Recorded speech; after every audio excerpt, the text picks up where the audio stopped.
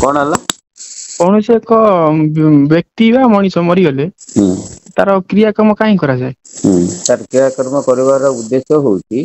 ता जीवन भरी से जेतिकी पाप कर्म करिथा पुण्य कर्म करिथा हैला आज्ञा आत्मा को विशुद्ध करिकरी पुणी माने पुण्य क्षेत्र को पठेबार व्यवस्था होची क्रियाकर्म आम क्रियाकर्म माध्यम रे आम कहना ताको पुण्य धाम को पठेता जेते पाप करू जहा करू आमर अच्छी आकाश से चंद्रमा भाति पद्म भाति सरोवरे सुपुत्र तु कूले भाति सुनूप धरणी तले तेणु सुपुत्र जदि हो उत्तम पुत्र संतान जदि हो बापार जेते प्रकार पाप पुण्य सब थी से उत्तम विधि रे ब्राह्मण को डकई जदि प्रकृत विधि विधान करें ताले तार सब दुष्कृत गुड़क खंडन हो सी पुण्यात्मा परिणत हो पार एभली प्रकार वैज्ञानिक सिस्टम आम हिंदू शास्त्र अच्छी अवश्य आजिकल से करना कि नैष्ठिक ब्राह्मण निष्ठा सहकारे से आत्मा को मोक्ष दे पार यहाँ हूँ आम हिंदू शास्त्र कार्य करण यदि से विधि गुड़ाक आमर अच्छी से क्रिया करा जाए ना ना आमर आत्मार सद्गत निमंते परम ब्रह्म परमात्मा पाखे निवेदन करवा उचित ना ना आमे सुनो आमे निवेदन करिबा आमे निवेदन करिबा मन करा जो मु निवेदन करू करू मु किछि पाप कर्म करिछि किछि पुण्य भी करिछि मोर देहांत घटी गला मु जने विवाहित मोर गोटे उत्तम संतान अछि से संतान यदि प्रकृत संतान हेतिबो सी कौन करिबो ना सुविद्य ब्राह्मण डाके कि वैदिक कर्म रे से मो आत्मार मुख्य मध्य करि परिबो पुओ बुझली सेटा हमर अछि हम शास्त्र रे सेटा अछि से बहुत कथा अछि भीतर को पसले सब जना पड़िबो आजिकल जो क्रियाक्रम होची से खाली देखाणी हां सेटा होची कथा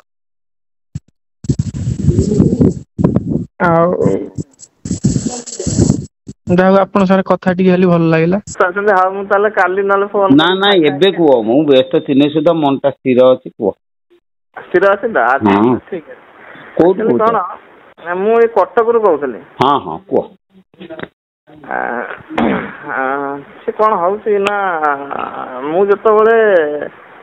ध्यान करुँची माने कौन गोटे समय अच्छे मु बहुत दिन है यहाँ कल बुझे मुझे परामर्श आश्रित ध्यान टा करुँची मनकर बेसी टाइम जब करुँची मनकर सकाଳେ मु बसी पड़ती घंटाए बुझे किंतु जैसे मुझेटा मुझे जब संध्या बेले करुँची मुंड फुंड कौन हो बुझे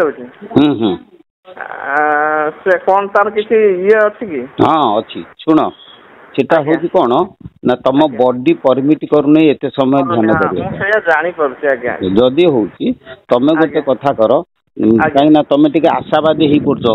बेसी समय ध्यान करमी कि चंचल पाइजिमी ए गुडा सब चिंता रहउची हैला नाइ से आशा को छाड़ी दियो बुझिले गोटे कथा होची जे मु बुझौची जे आमे मेडिसिन खाइबा मेडिसिन खाई सला पर धीरे धीरे रोगटा भल होबो ना नाइ अच्छा डाक्टर निर्णय करिवो जे एई रोगीर कैपेसिटी केते आकु केते पावर दिया जिवो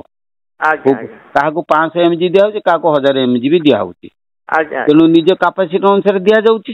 किंतु आमर ध्यान समय रे आमर केते कैपेसिटी अछि सेटा केवल गुरु जानि चंती गुरु से अनुसार तुम कोइ एतिक समय तुम ध्यान कर बोली जेहेतु गुरु को ठारो आमे निर्देश पाई पारु नाती हैला तेणु आमको गोटे लिमिट रखिया पे पड़िबो हैला लिमिट भीतर तमे जो घंटा घंटा बसुच वर्तमान आमको जदि पचला आमे कहू तमे मानि पार न मानि पार तमे प्रथमे सकाळे 20 मिनिट संध्या बेले 20 मिनिट 40 मिनिट बस बेसी समय बसना 20 मिनिट 2-4 दिन बसी सारा पर जदि पुणी मुंड सेमती हुए ताले तमे 15 मिनिट की फेरिबो 15 मिनिट रु 10 मिनिट फेरिबो जो रेट रे बसिला परे तम बॉडी परमिट करिवो तुमको बहुत भलो लागिवो हैना सेही रेट रे तमे बसिबो आगे 2 मास 3 मास अच्छा आउ गोटे कथा करिवो कोन सुनो ध्यान कहलो मु बुझे दोची जे तमे जो स्थान रे ध्यान करूछो से गोटिए जगह रे ध्यान करिवो କାହିଁକି ନା ସେଇ ସ୍ଥାନରେ ଗ୍ରହ ନକ୍ଷତ୍ର ଯୋଉ ଆଟ୍ରାକ୍ସନ ପାୱାର ଆଜି ଯେତିକି ଅଛି କାଲି ନିଶ୍ଚିନ୍ତ ତାର ଗୁଣଟା ବଢିବ ହେଲା। ତମେ ଯଦି ପୁଣି ପ୍ଲେସ୍ ଚେଞ୍ଜ କରିଦବ ସେ ଜାଗାରୁ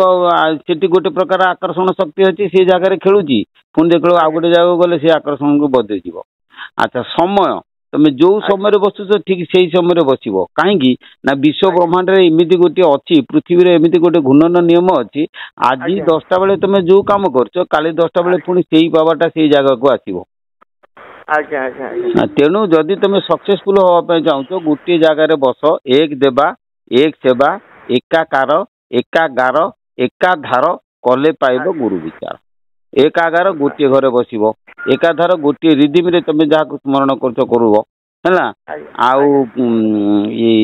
ଏମିତି ସବୁ କଲେ ଏକ ଦେବତାଙ୍କୁ ପୂଜା କରିବ ଏକ ସମୟରେ ବସିବ ଏଗୁଡା ସବୁ କିଛି ଦିନ କଲେ ଯାଇକି ସେ ନିୟମ ସମାନୁବର୍ତ୍ତିତ ହେଲେ ଯାଇକି ଜିନିଷ ସିଦ୍ଧି ହବ। ହବନି ଗୋଟେ ଉଦାହରଣ ଦଉଛି ଶୁଣ ତମେ ଗୋଟେ କାଠ ନେଇ ଆସିବ ହେଲା ସେ କାଠଟାକୁ ଲମ୍ବା କାଠଟାକୁ ଗୋଟେ କର୍ତ୍ତରେ ଚରକେ ଚରକେ ଚରକେ ଚରକେ ମୂଳରୁ ଶେଷ ପର୍ଯ୍ୟନ୍ତ ଦେଇଯା କାଠଟା କଟିବ କି? କିନ୍ତୁ ଗୋଟେ ଜାଗାରେ ଯଦି ବାରମ୍ବାର କର୍ତ୍ତରେ ମାରିବ କାଠଟା କଟିବ।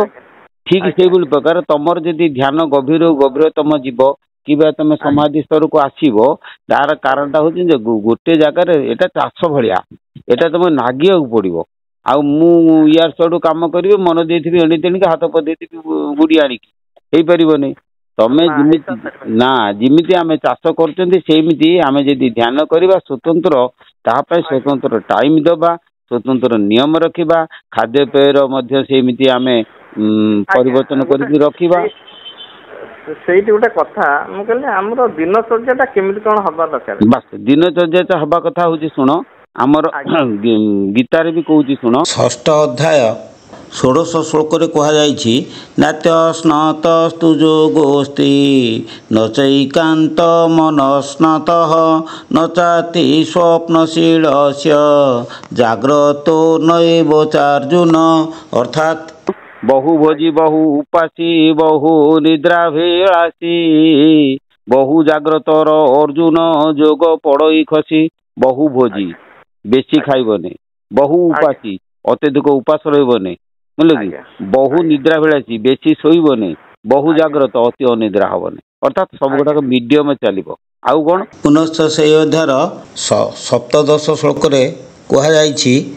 ଯୁକ୍ତାହାର ବିହାରସ୍ୟ ଯୁକ୍ତ ଚେଷ୍ଟସ୍ୟ କର୍ମସୁ ଯୁକ୍ତ ସ୍ୱପ୍ନାବବୋଧସ୍ୟ ଯୋଗ ଭବତି ଦୁଃଖହା। ଅର୍ଥାତ୍ ସଂଯତ ଆହାର ବିହାର ନିଦ୍ରା ଜାଗ୍ରତ ଯାର ଅଟେ କର୍ମ ଚେଷ୍ଟା ଯୋଗ ହିଁ ଦୁଃଖ ହରତାହାର। ଅର୍ଥାତ୍ ଯୁକ୍ତ ଆହାର ସଂଯତ ଆହାର ବିହାର ଯୁକ୍ତ ଚେଷ୍ଟା ଯାହାର ବୁଝିଲ କି ଯୋଗ ହର ତାହାର ଦୁଃଖ ହର ତାହାର। ତେଣୁ ତମେ ସଂଯତ ଆହାର ବିହାର କରିବ ଯୋଉ ଖାଦ୍ୟ ତମର ଅନୁକୂଳ ଖାଦ୍ୟ କଣ ନା ଯୋଉ ଖାଦ୍ୟ ଖାଇଲେ ହେଲା କି ତମେ ଖାଦ୍ୟକୁ ହଜମ କରିପାରିବ ବୁଝିଲ କି ଖାଦ୍ୟକୁ ତମେ ଖାଇପାରିବ କିନ୍ତୁ ଯୋଉ ଖାଦ୍ୟ ତମକୁ ଖାଇଦେଲା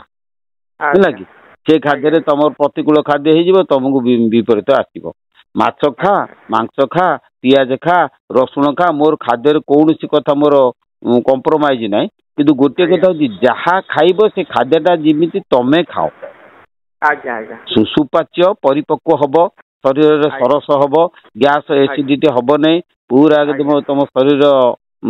ସୁସ୍ଥ ରହିବ। ତେଣୁ ତମେ କଲେ ହବ meditation can root out all the problems. ଯଦି ଟିକେ ଟିକେ ପ୍ରୋବ୍ଲେମ ଆସେ ଧ୍ୟାନ ଯଦି ଠିକ ହିସାବରେ ହଉଥିବ ସେଗୁଡାକ ସବୁ କଣ କରିବ ନା ତମକୁ ଉଭେଇ ଦବ ଆହୁରି ତମକୁ ସୁସ୍ଥ ସବଳ ବି କରିଦବ ହେଲା। ଶରୀରର ବ୍ୟତିକ୍ରମ ହେଲେ ଅସୁବିଧା ହବ। ତେଣୁ ଆମେ ଆଜି ଧ୍ୟାନ କରୁଛନ୍ତି କାଲି ବନ୍ଧୁ ଘରକୁ ଚାଲିଯିବା ସିଏ ରିଫାଇନ ତେଲରେ ମେଞ୍ଚେ ଛାଣି ଦେଇଛି ଖାଇଦବା କଣ ଆଉ ବରଂ କାଲି ଲେମ୍ବୁ ପାଣି ପିଇକି ପେଟକୁ ଥଣ୍ଡା କରିବି ମୁଁ ଆଜି 40 ପଟ ପୁରୀ ଖାଇବି କଣ ଏଇ ଯୋଉ ଲୋଭାର୍ଥୀ ଜିନିଷ ଗୁଡିକ ଆମକୁ ଛାଡିବା ପାଇଁ ପଡିବ। ଆହାର ବିହାରକୁ ସଂଯତ କରିବା ପାଇଁ ପଡିବ। ମୁଁ କହୁଛି ଶୁଣ ତମେ ତ କରୁଛ ମୁଁ ଶୁଣ ମୁଁ କହିସାରେ। ତେଣୁ ଗୋଟେ କଥା ହଉଛି ଆଉ କଣ ନା ବ୍ରହ୍ମଚର୍ଯ୍ୟ କଠୋର ବ୍ରହ୍ମଚର୍ଯ୍ୟ ପାଳନ କରିବା ପାଇଁ ପଡିବ। ଅଷ୍ଟାଙ୍ଗ ମୈଥୁନ ତ୍ୟାଗ କରିବା ପାଇଁ ପଡିବ। ସ୍ତ୍ରୀ ସାଙ୍ଗରେ କଥାବାର୍ତ୍ତା କରିବା ହିଁ ଗୋଟେ ମୈଥୁନ ବୁଝିପାରୁଛି କି ତେଣୁ ଅଷ୍ଟାଙ୍ଗ ମୈଥୁନ କଣ ତାକୁ ଶାସ୍ତ୍ର ପଢିକି ବୁଝ। ଯଦି ତମେ ଧ୍ୟାନ କରିକି ଉପରକୁ ଯିବା ପାଇଁ ଚାହୁଁଛ ଆମେ ତାର ବାଟଟା ତମକୁ କହିଦେଲୁ, ଯୋଉ ବାଟରେ ଆମେ ଯାଇଛୁ ତମକୁ ସେଇ ବାଟଟା ପଚାରିଲ ମୁଁ ସେଇଟା କହିଦେଲି ହେଲା। ଆଉ ତା ଏତଦ୍ ବ୍ୟତୀତ ଯୋଉ ଗୁରୁ ଜିନିଷ ସ୍ମରଣ କରୁଛ ବୁଝିଲ କି, ସେଇଟା ନିବୃତ୍ତି ମାର୍ଗର ହବା ଦରକାର। ନିବୃତ୍ତି ମାର୍ଗ ମୁଁ ଭଲ ଜାଣିଛି। ଯଦି ନିବୃତ୍ତି ମାର୍ଗ ଜାଣିଛ ତାହେଲେ କର, କାହିଁକି ନା ନାମ ସ୍ମରଣ କଲେ ମନଟା ଯେମିତି ସ୍ଥିର ହବ, ଚଞ୍ଚଳ ହବ ନାହିଁ ହେଲା। ତେଣୁ ମନ ଯଦି ସ୍ଥିର ଆସିଗଲା ତାହେଲେ ତମେ ଉପରକୁ ଅଟୋମେଟିକ ପଳେଇଯିବ। ଆଜ୍ଞା ଆଜ୍ଞା ହେଲା, କିଛି ଅସୁବିଧା। ମୁଁ ଏଇଟା ବହୁତ ଦିନରୁ କଲେଣି, କିନ୍ତୁ ମୁଁ ଭାବୁଛି ଏଇ ଯୋଉ ମୁଁ ଘର ସିଫ୍ଟ ଏପଟ ସେପଟ ହଉଛି ସେଇ ଯୋଗୁଁ ବୋଧେ ପ୍ରୋବ୍ଲେମ ହଉଛି। ସେ କେତେ ପ୍ରକାର ପ୍ରୋବ୍ଲେମ ଥିବ ଆମେ ତ ଜାଣିନୁ ସେଗୁଡାକ, କିନ୍ତୁ ଆମେ ତମକୁ ଖାଲି କାରିକା କାରଣ ଗୁଡାକ ବତେଇଦେଲୁ। କାହିଁକି ନା ଆମକୁ ଯିଏ ଯୋଉ ବାଟରେ କହୁଛି ଆମେ ସବୁକୁ ପଥ ସୁପଥ ଦେଖେଇ ଦଉଛୁ, ତମେ ଚାଲ ବୁଝିଲ କି। ଯୋଉ କଥା କହିଲି ସେ କଥାକୁ ବାରଣ କରିକି ତମେ ଚାଲ। ଚାଲି ସାରିଲା ପରେ ଯଦି କିଛି ପୁଣି ଡିଷ୍ଟର୍ବ ହୁଏ ତାହେଲେ ପଚାରିବ, ଦେଖିବା।